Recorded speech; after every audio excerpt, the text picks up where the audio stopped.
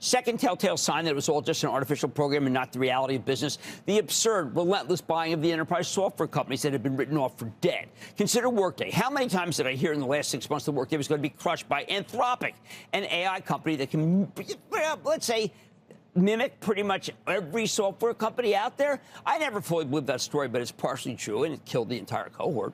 The pessimism was so thick around Workday, the stock was practically untouchable. Sure enough, after reported Tuesday night, its stock dropped 12 points like that.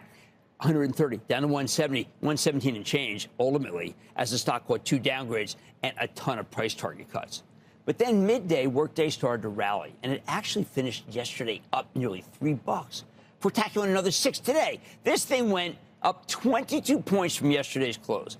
We saw the same thing with Salesforce. When it reported last night, it stopped. I'm going to get that Workday. It rallied huge from the intraday low. I'm sorry. Its stock, it dropped a quick 10 points from 191. This is Salesforce, and then changed down to 182. I looked over the release, and I saw it had a monster $50 billion buyback. I couldn't understand the selling, but I have no illusions. Eventually, Salesforce's stock turned around and rallied furiously, finishing the session up $7.82 to close all the way up at $199. I'm going to have more on this one later. But when you have a program trade taking over the market, the companies on the anointed buy list become winners. The fact that the quarter was excellent is almost beside the point. Workday's guidance was dismal and it's rallied just as hard. We saw some huge rallies in ServiceNow, Atlassian, Datadog, many others in the same cohort that have just been horrendous, real dogs. Trust me when I tell you it has nothing to do with the fundamentals and everything to do with the big switch I'm describing. This rebound was all artifice, people. We don't buy sectors, we buy companies. And I have no idea if the sell program with NVIDIA is over. I'd use the program to buy the stocks you'd like at discounted prices to where they should be.